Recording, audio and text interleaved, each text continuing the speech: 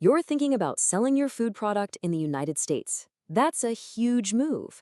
You're aiming for one of the biggest, most valuable markets on the entire planet. But, as you've probably guessed, it's also one of the most complex to get into. That's what we're here for, to give you a clear roadmap to navigate it all successfully. You've got this amazing food product, right?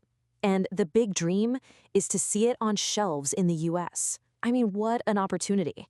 But getting it there, it's not quite as simple as just packing it in a box and shipping it off. There's a whole system you need to understand first. Honestly, the regulatory path can feel like a total maze when you first look at it. But don't let that intimidate you. Think of us as your guide, your GPS for this journey. We're going to break down the key agencies, the critical laws, and the exact step-by-step process you need to follow. To give you a sense of the scale here, just look at this number. That is how many foreign food facilities are registered with U.S. Food and Drug Administration, the FDA. So yeah, the market is huge, but so is the competition. And that means getting your compliance right from day one isn't just a good idea, it is absolutely essential. Okay, first things first, you have to know who's in charge. See, there isn't just one single agency that handles all food safety in the US. It's really a team of gatekeepers, and you need to know exactly which one is responsible for your specific product. The first major split you need to get is this one: FDA versus USDA. The FDA handles the vast majority of the food supply. We're talking about 80% of it. So think vegetables, seafood, snacks, most processed foods. But if your product is meat, poultry, or certain egg products, then you're dealing with the USDA. Knowing that difference is your critical first step.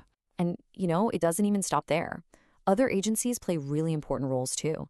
You've got the CDC, which jumps in to investigate foodborne illness outbreaks. The EPA deals with things like pesticides and water safety. And of course, you have Customs and Border Protection managing everything right at the port of entry. It's a whole coordinated system, all designed to ensure safety from the farm right to the dinner table. So we've met the players. Now let's look at the rule book they're all using. If there's one single piece of legislation you need to burn into your memory, it's this one: the Food Safety Modernization Act. We call it FSMA for short, and trust me, it completely changed the game for food safety in the US. Now, US food law has been evolving for well over a century. It really kicked off back in 1906 with the Pure Food and Drug Act, which was a reaction to some truly nasty stuff happening in food production. But the biggest leap forward, by far, came in 2011 with FSMA. It represents a massive shift in thinking. This quote right here, it perfectly captures the heart and soul of FSMA. For decades, the system was mostly reactive. Regulators would respond after an outbreak happened. FSMA completely flipped the script. Now, the entire focus is on preventing contamination before it ever has a chance to start. Okay, so FSMA itself is a massive law. But for you as a foreign exporter, it really boils down to two key rules that you're going to hear about over and over again: the Preventive Controls Rule and the Foreign Supplier Verification Program, or FSVP. Let's break those down.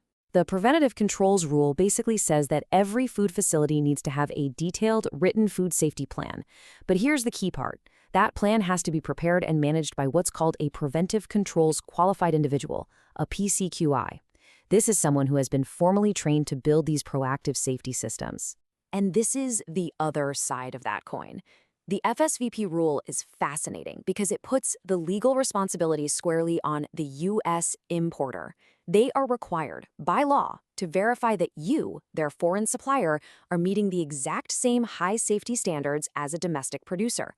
This makes your importer a true partner in compliance. All right, we've got the agencies and the main law down. Now, let's get practical.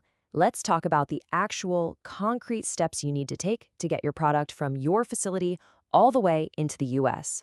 We can break this whole journey down into a few core phases. First, you've got to register at your facility. Second, you have to get your product's label perfect. And third, before every single shipment, you file something called a prior notice. And all of this, of course, is built on that solid foundation of complying with the FSMA safety standards we just talked about. Okay, step one. Before a single box gets shipped, any facility that manufactures, processes, packs, or even just holds food that's headed for the US absolutely must be registered with the FDA.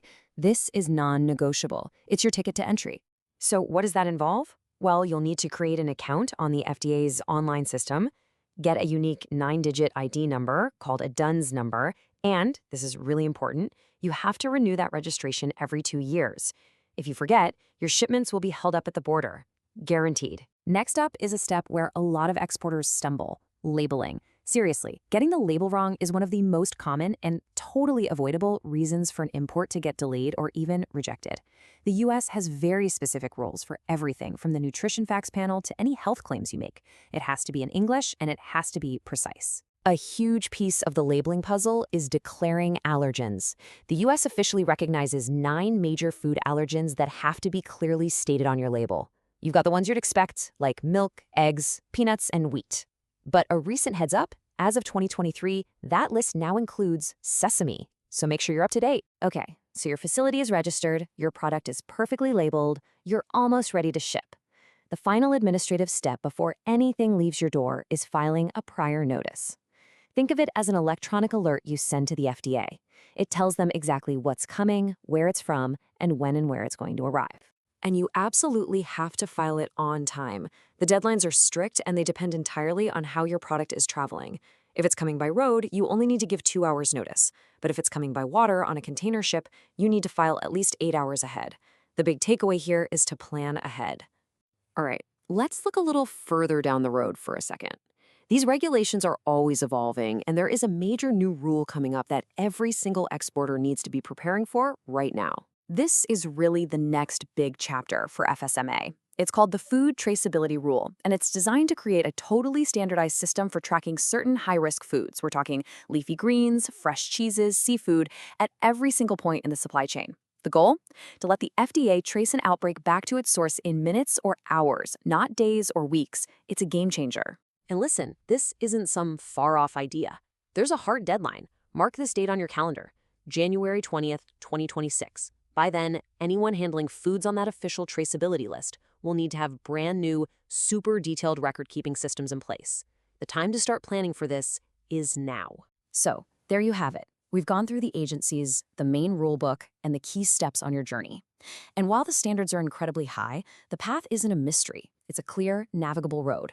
You now have the map, so the only question left is the one right here on the screen. Are you ready to begin your journey?